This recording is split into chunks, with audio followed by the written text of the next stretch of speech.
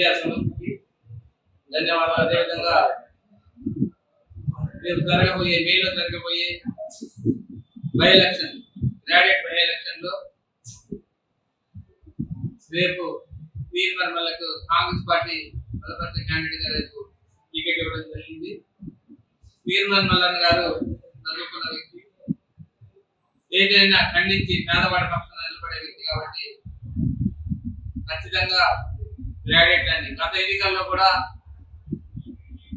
చాలా పోటీ ఇండిపెండెంట్ గా ఇచ్చి కూడా ఏ పార్టీకి సంబంధం లేకుండా ఇండిపెండెంట్ గా కూడా ఇచ్చి ఆయన చాలా వరకు ఒక విద్యార్థుల్లో కానీ గ్రాడ్యుయేట్ లో కానీ ఒక నమస్కారం ఉన్న వ్యక్తిగా, ఒక ఎడ్యుకేటెడ్ గా, లిటరసీగా అందరు ఓటేస్తే ఒక ఎమ్మెల్సీ మన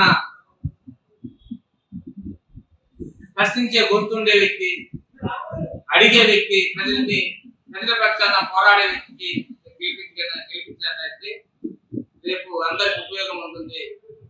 రేపు కౌన్సిల్లో ఆయన వాయిస్ వినిపించి స్టూడెంట్స్ కానీ, గ్రాడ్యుయేట్స్ కానీ, ఉద్యోగస్తులు కానీ, పేదవాడి కానీ ఉపయోగపడేది ఉంటుంది. శాసనసభలో కానీ శాసన మండలిలో కూడా ఖచ్చితంగా ఎడ్యుకేటెడ్ ఉంటే ఏమి ఫైట్ చేయాలి, ఎలా ఫైట్ చేయాలి అనేది ఒక ఆలోచన ఉంటుంది. కాబట్టి ఖచ్చితంగా చదువుకున్న వ్యక్తులందరూ కూడా మేము మేలో జరగబోయే బై ఎలక్షన్ లో వీర్ మల్లన్న గారికి కాంగ్రెస్ గుర్తింపు హస్తం గుర్తు మీద అందరూ ఓటేసి నెగ్గిస్తారని అందరినీ మనవి చేస్తున్నాను. Thank you. నా సపోర్ట్ 100% ఉంటుంది.